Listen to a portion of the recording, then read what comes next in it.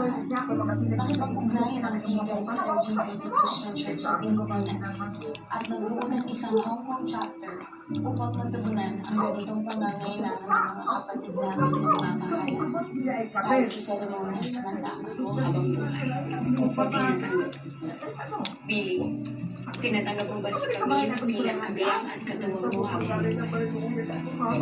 Tinatanggap ko at ang buong GLS community bilang pamilya namin.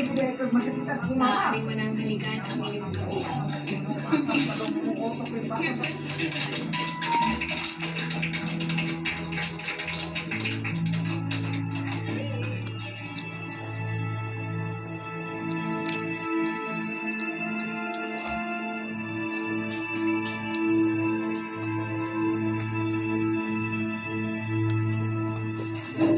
Uy, Tol, Mars, ano nangyari?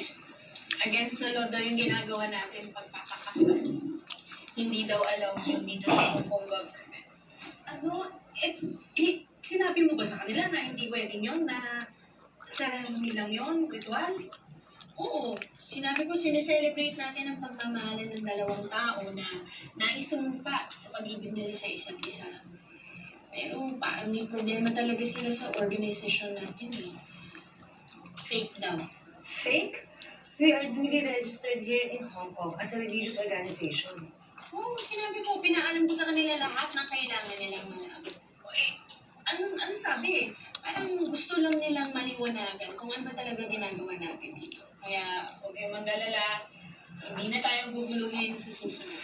Talaga? So, tuloy tayo?